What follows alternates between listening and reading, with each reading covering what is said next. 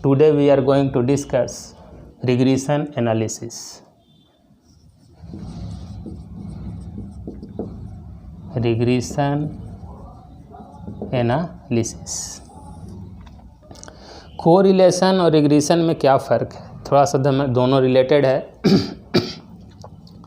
Correlation में हम पढ़े कि एक्स और वाई में कितना कोरिलेशन है, यानी आर अगर 0.6 आया, अगर आर आया 0.8, आर आया अगर 0.9, तो जिसका 0.9 आया कहे कि उसमें ज़्यादा पॉजिटिव कोरिलेशन है दोनों के बीच में, जिसका 0.6 आया कहेंगे कि इससे कम कोरिलेशन है दोनों के बीच में, यानी एक्सटेंट बताया कि कितना कोरिलेशन है दोनों के बीच में। और रिग्रेशन एनालिसिस क्या बताता है, मैथमेटिकल रिलेशनशिप बताता है कि एक्स और वाई में किस तरह का रिलेशनशिप है। ये जो एक्स और वाई वेरिएबल है दोनों में किस तरह का रिलेशनशिप है, ऐसा है 2 + 3x, या ऐसा है x = 4 + 7y, ये दोनों में किस तरह से रिलेशन बना हुआ है। तो मैथमेटिकल टर्म में रिलेशन ही बताता है, और वो एक्सटेंट बताता है कितना वैल्यू में रिलेशन है, वो वैल्यू बताता है, और ये मैथमेटिकल रिलेशनशिप बताता है।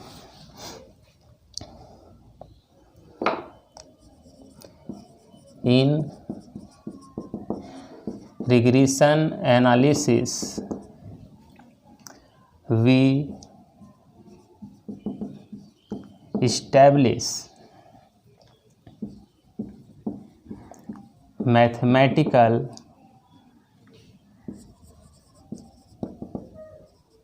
relationship between the two variable. दो वेरिएबल के बीच में हम लोग मैथमेटिकल रिलेशनशिप इस्टेब्लिश करते हैं। ये मैथमेटिकल रिलेशनशिप समझने से पहले आपको एक टर्म समझना होगा,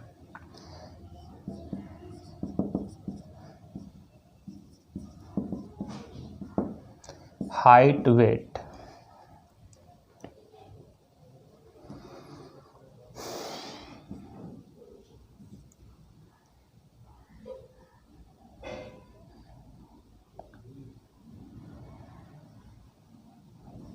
प्रॉफिट इन्वेस्टमेंट, ये दो डेटा लिए हैं हम। तो ये मेरा x है और ये y है, इसमें ये x है और ये y है। हाइट एंड वेट में एक हमारा डिपेंडेंट वेरिएबल है और एक हमारा इंडिपेंडेंट वेरिएबल है। डिपेंडेंट वेरिएबल किसको कहते हैं, इंडिपेंडेंट वेरिएबल किसको कहते हैं। हाइट और वेट में देखिए कि क्या वैल्यू होता है। हाइट बढ़ेगा तब वेट बढ़ेगा, हाइट कम होगा तो वेट कम होगा। ये मतलब कि वेट डिपेंड कर रहा है किस पर, हाइट पर। तो यहाँ पर जो है y जो है डिपेंडेंट है और x जो है वह इंडिपेंडेंट है। वेट बढ़ता है किसके बढ़ने से, हाइट के बढ़ने से। ऐसा नहीं है कि आपका वेट बढ़ रहा है, हाइट बढ़ रहा है तो वेट वैसे ही का वैसे ही रहेगा। यानी ये डिपेंड करता है हाइट पर, हाइट नहीं डिपेंड करता है वेट पर। हाइट नहीं डिपेंड करता है वेट पर, वेट डिपेंड करता है हाइट पर। तो ये डिपेंडेंट हो गया, ये इंडिपेंडेंट हो गया। इसमें थोड़ा समझिएगा, प्रॉफिट एंड इन्वेस्टमेंट, ज़्यादा पैसा लगाएंगे ज़्यादा प्रॉफिट होगा। यानी ये डिपेंड करता है किस पर, इन्वेस्टमेंट पर। तो इसमें x मेरा क्या हो गया, डिपेंडेंट हो गया, और y क्या हो गया, यह इंडिपेंडेंट हो गया। तो हमेशा x और y में एक इंडिपेंडेंट वेरिएबल रहता है और एक डिपेंडेंट वेरिएबल रहता है। प्रॉफिट और इन्वेस्टमेंट में x डिपेंडेंट है, इन्वेस्टमेंट इंडिपेंडेंट है। उसी तरह हाइट और वेट में वेट डिपेंडेंट है किस पे, हाइट पे। तो ये ध्यान दीजिएगा। यहाँ पर कोई कहेगा कि वेट बढ़ रहा है तो हाइट भी बढ़ेगा, ज़रूरी नहीं है। खा के मोटा रहे हैं तो वेट बढ़ने से हाइट नहीं बढ़ सकता है, लेकिन हाइट के बढ़ने से वेट बढ़ेगा। ये डिपेंड करता है इस पे। तो कभी y डिपेंडेंट होगा तो कभी x डिपेंडेंट होगा। तो उसी के बेसिस पर दो तरह का इक्वेशन बनता है हमारा रिग्रेशन में।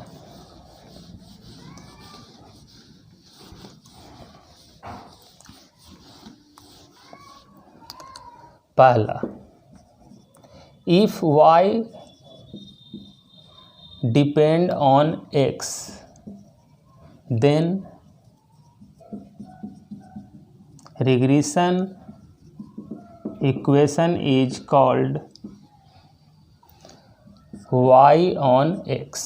अगर y x पर डिपेंड करता है तो उस रिग्रेशन इक्वेशन को कहा जाता है y on x, and it is given as, उसको ऐसे लिखा जाता है y is equal to a plus b x. इसमें a और b को कहा जाता है रिग्रेशन पैरामीटर, जिसमें स्पेशल b को कहा जाता है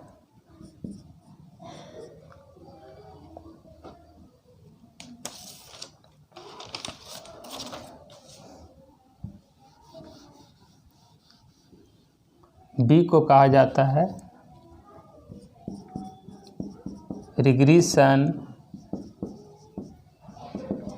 coefficient of y on x, and it is written as by(x), b के नीचे y(x), सिर्फ b लिखिए या ये लिखिए y on x, regression coefficient of y on x, इसको कहा जाता है। और a का रिग्रेशन पैरामीटर ही रखते हैं, इसका सिर्फ स्पेशल नाम है। तो कोई भी रिग्रेशन इक्वेशन आपको निकालना है इसका, तो आपको चाहिए a और वो आपको चाहिए b। जैसे मान लो कि a का वैल्यू आया 2 और b का वैल्यू 3, तो रिग्रेशन इक्वेशन हो गया 2 + 3x। तो ये a और b निकलेगा कैसे डेटा से, तो उसके लिए हम लोग लिख रहे हैं, इसको मिटा देते हैं।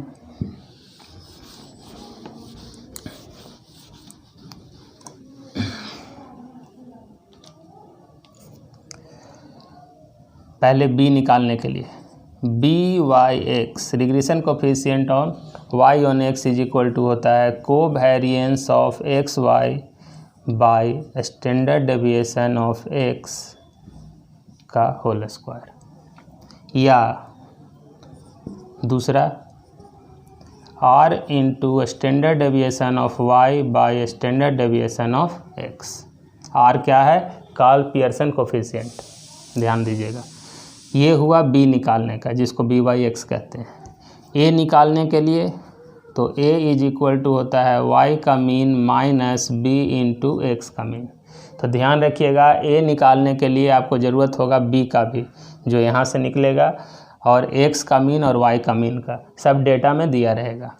और अगर ये हम लोग a और b निकाल लिए तो पुट कर देंगे, तो इक्वेशन हमको मिल जाएगा y ऑन x का।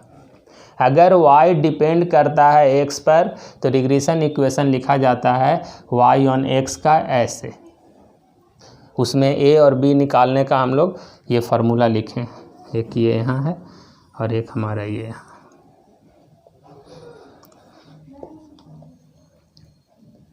नेक्स्ट सेकंड में इसका देखिए, ध्यान दीजिएगा, इसको सब नोट कर लीजिएगा, क्योंकि जब क्वेश्चन बनाएंगे तो बार बार हम लोग इसको लिखेंगे नहीं। सेकंड में if x depends on y, अगर x जो है y पर डिपेंड करता है, then regression equation is called x on y, उसको कहते हैं हम लोग x ऑन y। अगर x y पर डिपेंड करता है तो उस रिग्रेशन इक्वेशन को कहा जाता है x ऑन y, और इसको ऐसे लिखा जाता है x is equal to a dash plus b dash y। इसमें b डैश को ऐसे भी डिनोट करते हैं bxy, उसमें b को कहते थे byx, इसको कहते हैं bxy। और इसको निकालने का फार्मूला हमारा है covariance of x Y by standard deviation of y का होल स्क्वायर, या शॉर्टकट में कहें तो r into standard deviation of x by standard deviation of y। A dash निकालने का फार्मूला है एक्स का mean minus b dash into Y का मीन। ये हुआ ये निकालने का। तो दो तरह का इक्वेशन आपको पढ़ना है रिग्रेशन में, x on Y and y on x. जब क्वेश्चन पर आएंगे तो आपको पूरा क्लियर हो जाएगा कि क्वेश्चन इससे किस तरह का आएगा हमारा।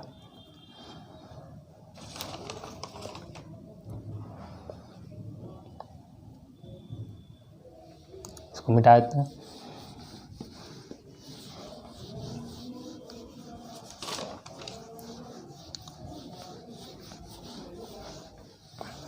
तो पहला क्वेश्चन देखिए, इसमें first question, find B X Y and B Y X of 4 2 2 3 3 2 4 4 and 2 4। इसका पूछा जा रहा है कि बी एक्स वाई और बी वाई एक्स क्या होगा, regression coefficient on X on Y and regression coefficient of Y on X. इस तरह का क्वेश्चन को बनाना कैसे, तो दो कॉलम हम लोग बनाएंगे, एक बनाएंगे एक्स का और एक बनाएंगे वाई का, एक बनाएंगे एक्स स्क्वायर का और एक बनाएंगे वाई स्क्वायर का, और एक बनाएंगे हम लोग एक्स वाई का। इतना कॉलम बना लेंगे तो एक्स का जो वैल्यू है सब पहले लिख लेते हैं, 4 है, फिर 2 है, 3 है, 4 है, 2 है, फिर है 2 है, 3 है, 2 है, 4 है, 4 है। X square 16 4 9 16 4, Y square 4 9 4 16 16, X Y 4 दूनी 8, 2 इंटू 3 6, 3 इंटू 2 6, 4 इंटू 4 16, 2 इंटू 4 8। इतना आने के बाद इसको जोड़ लेंगे, 15 है, ये हो गया हमारा समेसन एक्स। वाई जोड़ लेंगे, ये भी वैल्यू हमारा 6 2 8 5 2 7 7 4 11, ये भी 15 है। फिर इसको जोड़ लेंगे, एक्स स्क्वायर का समेसन ये 49 है, तो इसको ऐसे लिख देंगे, समेसन एक्स स्क्वायर 49। फिर समेसन वाई स्क्वायर भी सेम ही तो सब डेटा है, 16 2 बार आया 16, इसमें भी 4 भी, तो ये भी हमारा 49 ही होगा, जोड़ लिए। और समेसन एक्स वाई 8 6 14 14 26 20 तो हो गया 44, समेसन एक्स वाई 44।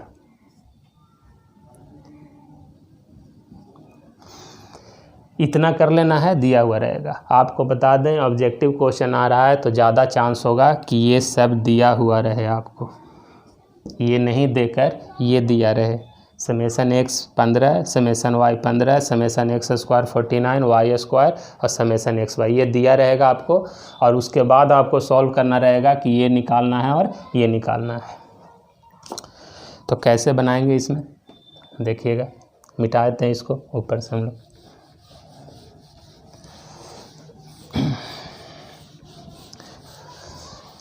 और ये डेटा को यहाँ पे लिख लेते हैं, summation X 15, summation Y 15, summation X square 49, summation Y square 49, summation X Y 44।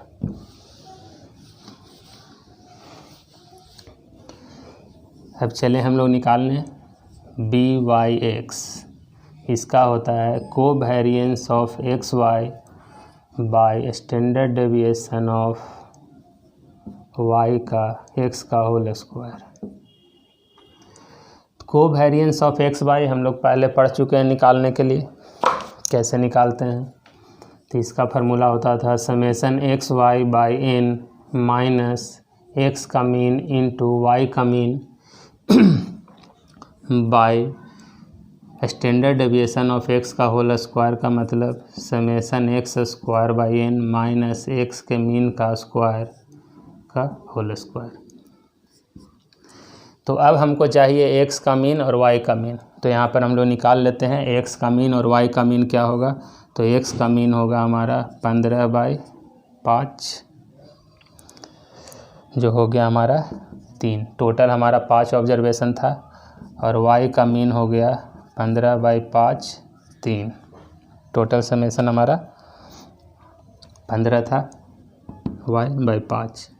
तो अब फार्मूला लिख दें 44/5 माइनस 3 इंटू 3 और ये रूट हट गया स्क्वायर होने के कारण। तो समेसन एक्स स्क्वायर हमारा कितना आया है 49। तो 49/5 माइनस 3 का होल स्क्वायर।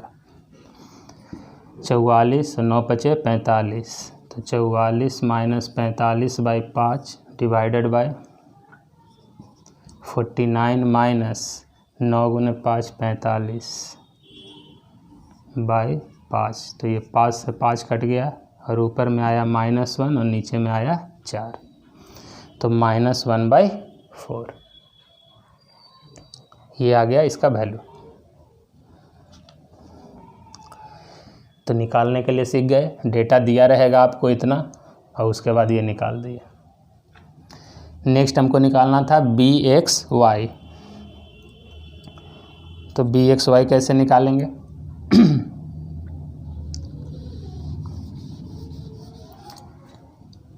तो BXY का फार्मूला होता था covariance of XY bye standard deviation of Y का होल स्क्वायर। तो चेंज यहाँ करेगा हमारा, ये तो वही है कोवेरिएंस समेसन Y स्क्वायर, यहाँ यूज होगा Y के मीन का स्क्वायर। तो समेसन 44 माइनस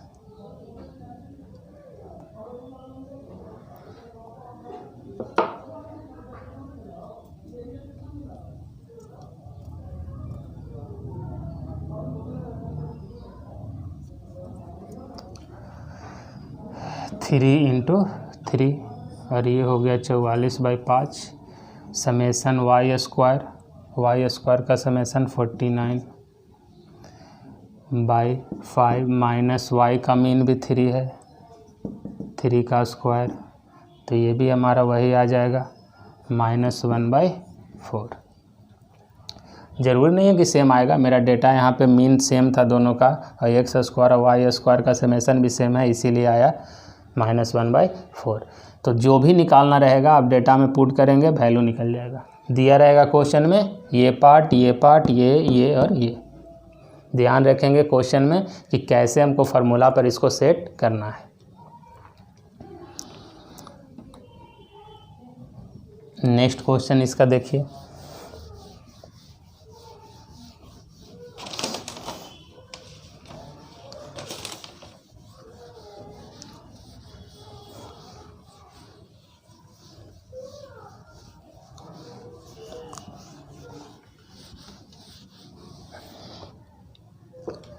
बहुत अच्छा क्वेश्चन है ये। दिया हुआ है x का मीन = 20, y का mean 15, standard deviation of x ऐसे भी लिखा जाता है सिग्मा x। ये दिया हुआ है 15, स्टैंडर्ड डेविएशन ऑफ y, ये 15 नहीं है 4 है, सॉरी 4 है, और स्टैंडर्ड डेविएशन ऑफ y है हमारा 3। स्टैंडर्ड डेविएशन ऑफ x 4 लिखिएगा, 15 नहीं। स्टैंडर्ड डेविएशन ऑफ y हमारा है 3, r है 0.7। ऑब्टेन